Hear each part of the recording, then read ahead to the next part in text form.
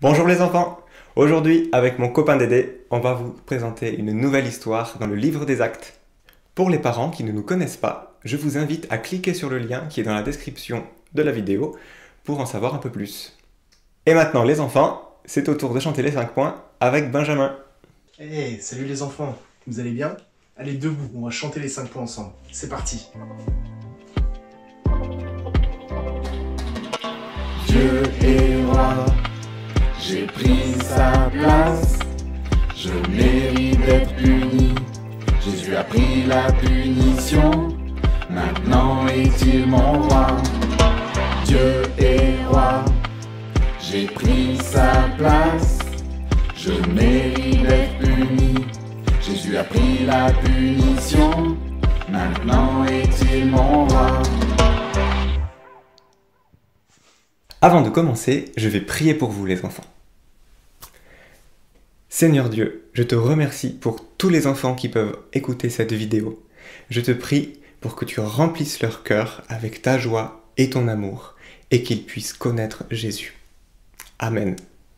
C'est bientôt Noël et je sais que parmi vous, il y en a qui aiment beaucoup Noël parce qu'on peut recevoir des cadeaux. Et ce qui est bien avec les cadeaux, c'est qu'on n'a pas besoin de travailler dur ou pas besoin d'être le meilleur du monde pour les avoir, parce que c'est un cadeau, on n'a pas besoin de le mériter et c'est ça qui est bien. Et aujourd'hui, on va découvrir un cadeau beaucoup plus grand que ceux qu'on peut recevoir à Noël sous le sapin. C'est un cadeau qui vient de Dieu. La semaine dernière, on avait vu que Paul et Barnabas étaient partis dans une grande mission. Ils sont partis dans plusieurs villes pour annoncer l'évangile. Ils sont allés à Antioche, à Iconium, à Lystre, à Derbe. Et les non-juifs ont entendu l'évangile de Jésus et ils ont cru. Super! Et maintenant, Paul et Barnabas ont terminé leur mission et ils reviennent à leur ville de départ. Et vous savez quoi? Cette ville s'appelle aussi Antioche. Mais c'est pas la même. De retour à leur base donc, ils commencent à raconter tout ce que Dieu avait fait pour les non-juifs, comment ils avaient entendu l'évangile de Jésus et comment ils avaient cru. Alors là, beaucoup de gens se réjouissaient, super, c'est trop bien. Mais pourtant, il y a quelques personnes qui sont venues pour dire « Non, non, non, ce n'est pas du tout comme ça. Les non-juifs doivent suivre toute la loi de Moïse et l'appliquer pour pouvoir être sauvés. Juste croire en Jésus, ça suffit pas. » Mais Paul et Barnabas ne sont pas du tout d'accord. Comme ils l'ont annoncé à tout le monde, il suffit de croire dans la bonne nouvelle de Jésus pour être sauvé. Il n'est pas nécessaire d'appliquer toute la loi de Moïse. Alors, il commence à y avoir un grand débat, et tout le monde se dispute, et tout le monde discute et donne ses arguments, et à la fin, on n'y comprend plus rien. Alors, quelques-uns ont une idée. Ils disent « Mais vous avez qu'à aller à Jérusalem. Là-bas, il y a les apôtres. Ils sauront qu'est-ce qu'il faut faire. » Donc, Paul, Barnabas et quelques autres partent en voyage, encore une fois, pour descendre jusqu'à Jérusalem pour poser la question. Sur leur chemin, ils rencontrent plein d'autres chrétiens et ils leur racontent qu'est-ce que Dieu avait fait pour les non-juifs, comment ils avaient entendu la bonne nouvelle de Jésus et comment ils avaient cru. Et ces chrétiens étaient super contents. C'est trop bien! On a des nouveaux frères et sœurs. Et c'est des gens qui ne connaissaient pas Dieu. Ils ont rencontré Jésus. C'est trop bien! Arrivés à Jérusalem, eh bien, ils recommencent. Ils racontent à tout le monde comment Dieu avait fait grâce aux non-juifs plus au nord. Et alors, les gens se réjouissent. C'est la fête! Mais seulement, comme à Antioche tout à l'heure, certains s'approchent n'ont pas l'air très contents. C'est des pharisiens qui sont devenus des chrétiens. Mais ils pensent toujours qu'il faut respecter la loi de Moïse. Alors ils disent « Ça ne va pas du tout. Il faut respecter toute la loi de Moïse pour être sauvé.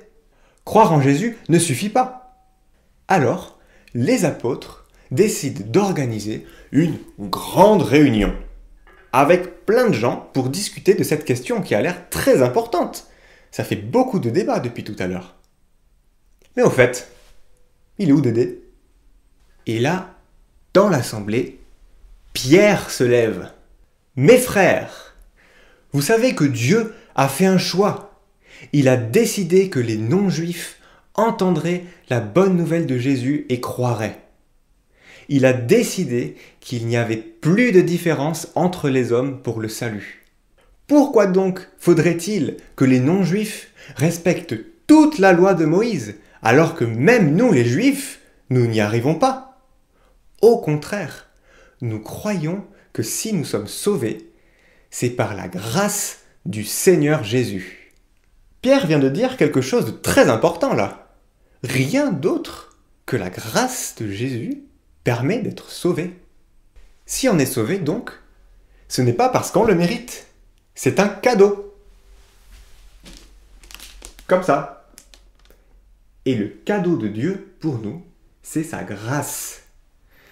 On est sauvé même si on ne le mérite pas. Et heureusement d'ailleurs. Vous vous imaginez si vous deviez être parfait tous les jours pour pouvoir mériter d'être sauvé? Avec le nombre de fois où vous rigolez à la place d'écouter à l'école, vous frappez les autres, vous vous moquez des autres, vous vous mettez en colère, ou bien lorsque vous mentez. Vous vous imaginez avec ça? On ne peut jamais mériter d'être sauvé. En plus, vous connaissez bien les 5 points. On a voulu prendre la place de Dieu et on mérite d'être puni, séparé de Dieu. On ne mérite pas un cadeau. On mérite d'être puni. Je nous souhaite donc à tous qu'on ne fasse pas l'erreur de croire qu'en étant les meilleurs et qu'en étant le plus parfait possible, on puisse mériter d'être sauvé. Mais qu'au contraire, on prenne conscience que c'est un cadeau de la part de Dieu, c'est sa grâce.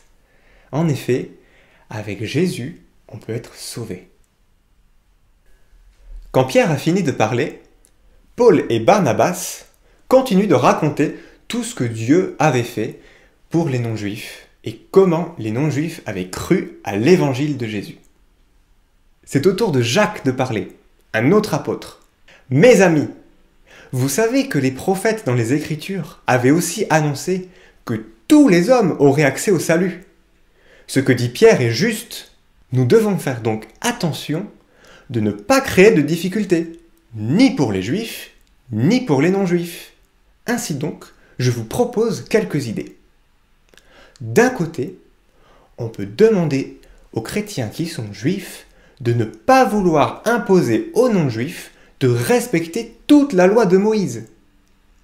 Mais, de l'autre côté, demandons aussi aux non-juifs de respecter quelques règles afin de ne pas choquer les juifs. Comme par exemple, de ne pas manger de la viande qui a été sacrifiée à d'autres dieux, ou bien de manger du sang, ou de la viande d'animaux étouffés, ou encore de se comporter d'une manière très proche avec les autres personnes, comme on le ferait avec son mari ou avec sa femme. Les autres trouvent que c'est une très bonne idée. Alors, tous ensemble, ils décident d'écrire une lettre pour la porter à Antioche. Ils envoient Jude et Silas avec Paul et Barnabas pour apporter la lettre. Quand ils arrivent à Antioche, ils lisent la lettre à l'église.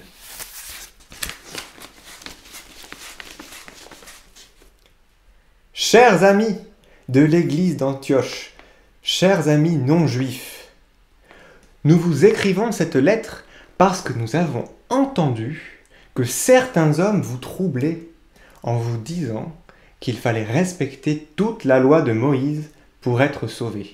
Nous nous sommes donc réunis pour réfléchir à la question et pour permettre aux chrétiens de vivre dans l'unité. Nous vous proposons la chose suivante. Ne mangez pas de viande sacrifiée à d'autres dieux ou de viande d'animaux étouffés. Ne mangez pas de sang.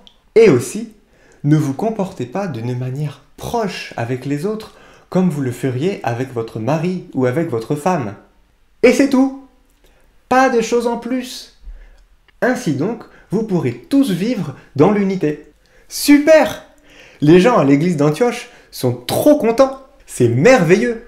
C'est vraiment le même moyen pour tout le monde d'être sauvé. Et ce moyen, c'est le cadeau de Dieu, sa grâce. C'est seulement par Jésus qu'on peut obtenir le salut. Alors, comme les chrétiens à l'époque de la Bible, si Jésus est votre roi, vous aussi cherchez à vivre dans l'unité tous ensemble. Par exemple, s'il y a des nouveaux qui ne connaissent pas très bien la Bible, ne vous moquez pas d'eux en leur disant qu'ils sont nuls de ne pas connaître toutes les histoires. Ou au contraire, ne vous moquez pas des enfants qui ont envie d'obéir et d'être sages parce qu'ils croient en Jésus. Ah bah oui, vu qu'on est tous sauvés de la même façon, cherchons à être unis, qu'on connaisse bien la Bible ou qu'on la connaisse pas beaucoup, qu'on soit à l'église depuis super longtemps ou qu'on vienne d'arriver. On est tous sauvés par le même moyen. C'est seulement par la grâce de Jésus qu'on peut être sauvé. Oh là là, avec tout ce qu'on a vu aujourd'hui, est-ce que vous avez envie de dire à Dieu avec moi « Merci » parce qu'il n'y a qu'un seul moyen pour être sauvé. Et de lui dire merci parce que c'est un cadeau qu'il nous fait.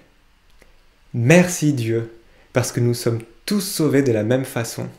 Merci parce que c'est un cadeau que tu nous fais et parce que c'est par la mort et la résurrection de Jésus qu'on est sauvés. Et on n'a rien de plus à faire. Alors je te prie que tous ensemble, on puisse vivre dans l'unité, sans se moquer des autres ou imposer des règles trop compliquées aux autres. Amen.